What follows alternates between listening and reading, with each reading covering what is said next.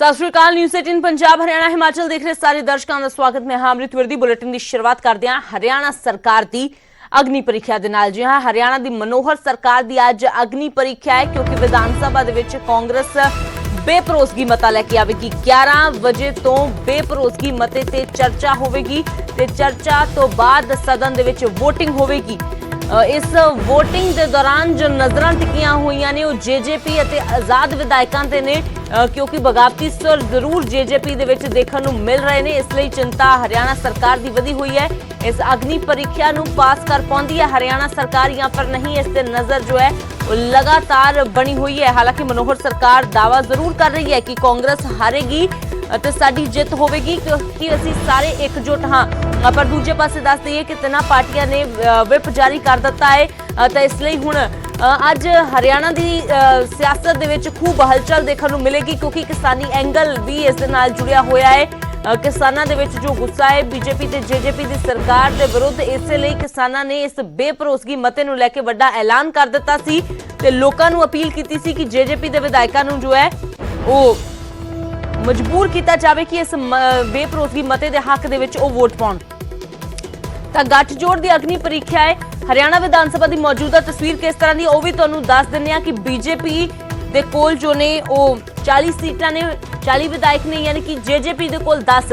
ये 40 ते 10 मिलके ही जो 50 होए सी ते इसलिए सरकार बनी सी गठजोड़ दी हरियाणा दे विच क्योंकि फर्क जो सी वो कह सकते हैं कि बहुत ज्यादा नहीं सी। कांग्रेस दे कोल 30 विधायक ने, आजाद विधायक 7 ने ते जो खाली ने वो 2 ने। तां अजिहे दे विच यानी कि काफी ज्यादा कसूती स्थिति है।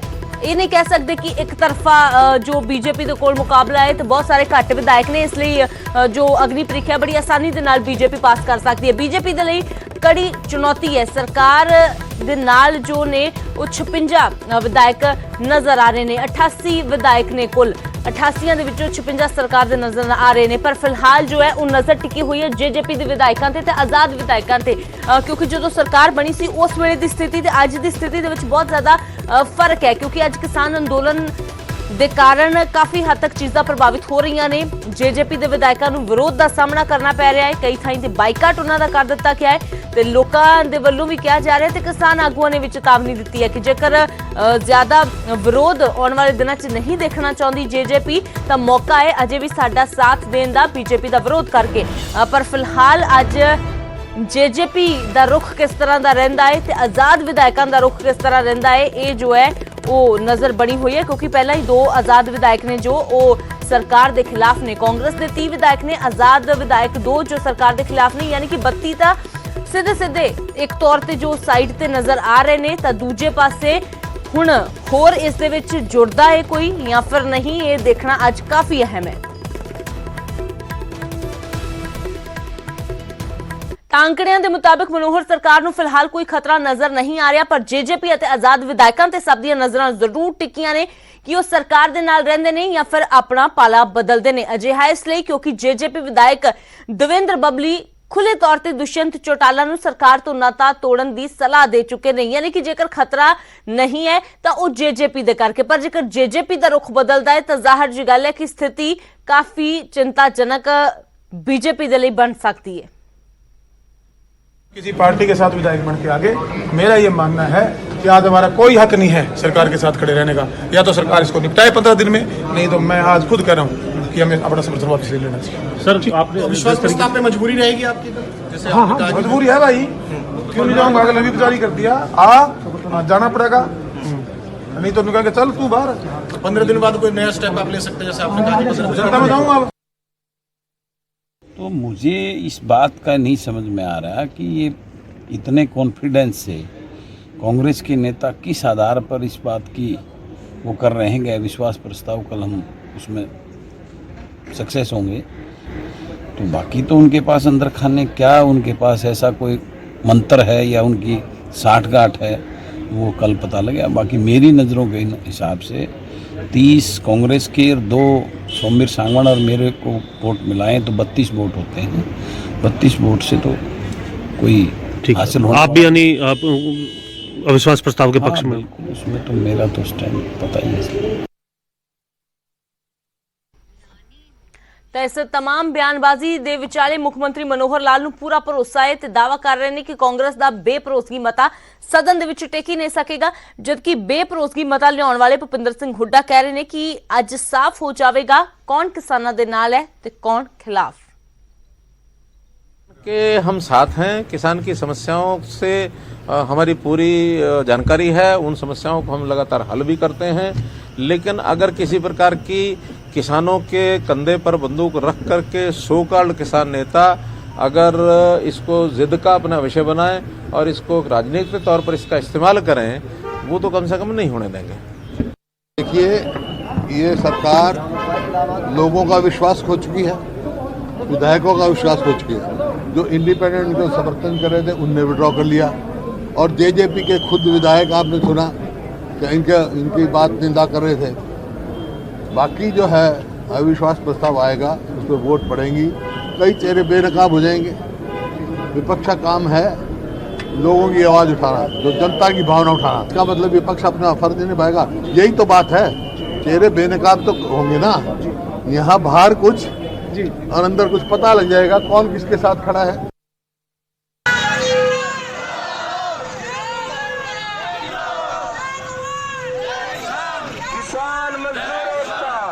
ਤਾਂ ਇਸ ਪੂਰੇ ਮਾਮਲੇ ਦੇ ਵਿੱਚ ਦੱਸ ਦਈਏ ਕਿ ਕਿਸਾਨਾਂ ਦਾ ਇੱਕ ਵੱਡਾ ਅਹਿਮ ਰੋਲ ਦੇਖਣ ਨੂੰ ਮਿਲ ਰਿਹਾ ਹੈ। ਕਿਸਾਨਾਂ ਦੇ ਵੱਲੋਂ ਕੱਲ ਸੂਬੇ ਭਰ ਦੇ ਵਿੱਚ ਪ੍ਰਦਰਸ਼ਨ ਵੀ ਕੀਤੇ ਗਏ ਨੇ। ਬੇਭਰੋਸਗੀ ਮਤੇ ਦੇ ਹੱਕ ਦੇ ਵਿੱਚ ਕਿਸਾਨ ਲੋਕਾਂ ਨੂੰ ਲਾਮਬੱਧ ਕਰ ਰਹੇ ਨੇ ਕਿ ਵਿਧਾਇਕਾਂ ਨੂੰ ਮਜਬੂਰ ਕੀਤਾ ਜਾਵੇ ਇਸ ਮਤੇ ਦੇ ਹੱਕ ਦੇ ਵਿੱਚ ਵੋਟ ਪਾਉਣ ਦੇ ਲਈ।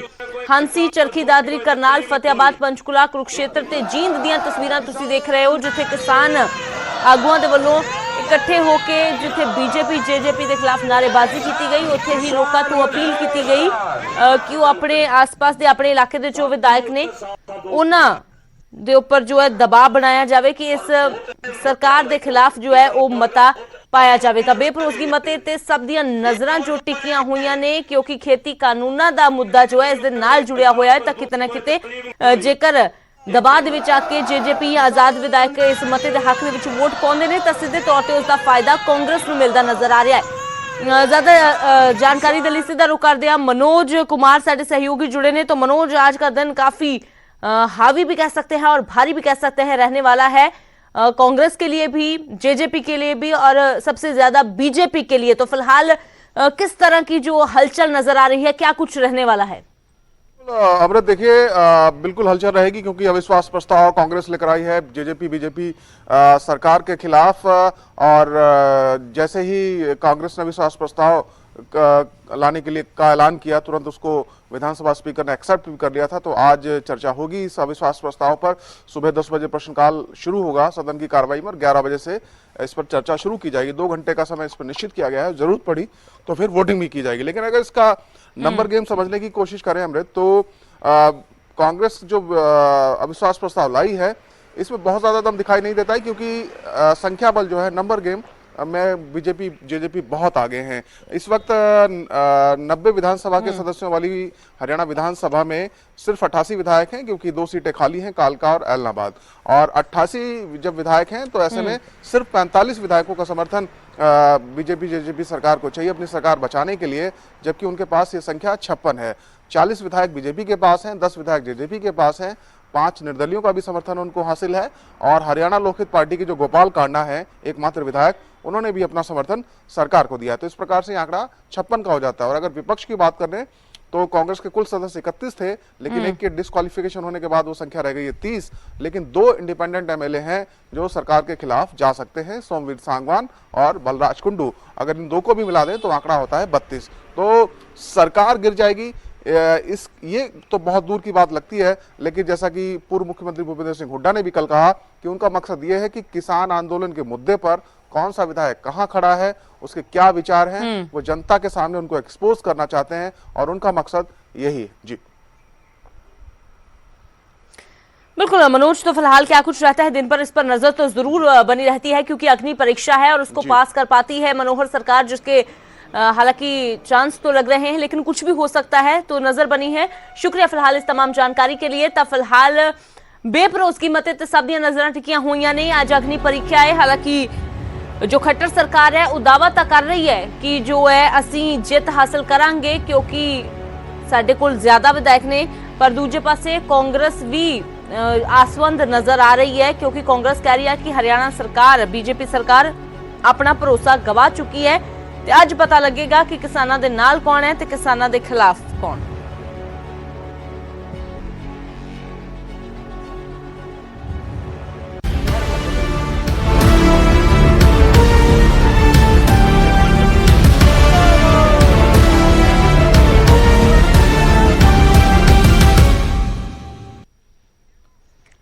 ਤੇ ਗੱਲ ਕਰਦੇ ਹਾਂ ਹੁਣ ਪੰਜਾਬ ਵਿਧਾਨ ਸਭਾ ਦੀ। ਪੰਜਾਬ ਵਿਧਾਨ ਸਭਾ ਦੇ ਬਜਟ ਇਜਲਾਸ ਦਾ ਅੱਜ ਆਖਰੀ ਦਿਨ ਹੈ ਤੇ ਸਵੇਰੇ 10 ਵਜੇ ਸਦਨ ਦੀ ਕਾਰਵਾਈ ਸ਼ੁਰੂ ਹੋਵੇਗੀ।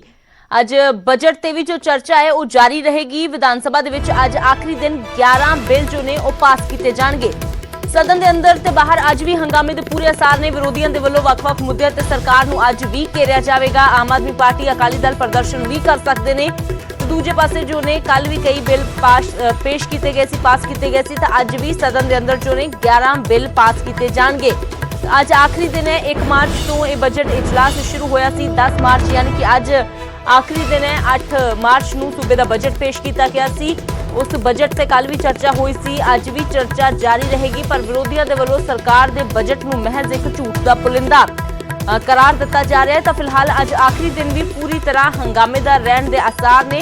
विरोधियों के वलों किस तरीके दे नाल अज विरोध किया जाता है, कोई नवा तरीका, क्योंकि लगातार पिछले दिनों के हर रोज नवे तरीकों के नाल विरोधियों ने प्रदर्शन किया है।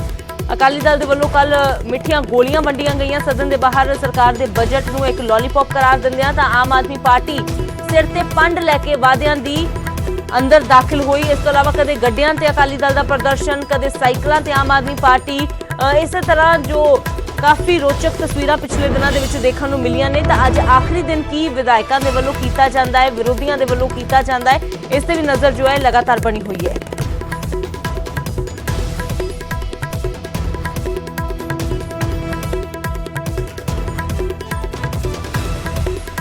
इस तो पहला विधान सभा दे विच कल 8 बिल पास होए, जिन्हां च सब तो अहम एक्साइज सोध बिल है। इस बिल च तजवीज की गई है कि जहरीली शराब दे नाल मौत ता दोषी नूं जो सजाए मौत हो सकती है। जेकर जहरीली शराब दे नाल मौत हुंदी है तो उसका जो दोषी पाया जाता है उसदे लई सजाए मौत की तजवीज भी की गई है। इस दे नाल 20 लाख तक का जुर्माना हो सकता है। हालत गंभीर होने ते उम्र कैद की सज़ा हो सकती है, उसका प्रावधान भी किया गया है। गंभीर हालात ते घट्टो घट्ट 6 साल की कैद की सज़ा की तजवीज है। जेकर होर कोई गंभीर नुकसान हुंदा है तो 1 साल की कैद, 5 लाख का जुर्माना, नुकसान ना होने ते 6 महीने की कैद, 2.5 लाख का जुर्माना।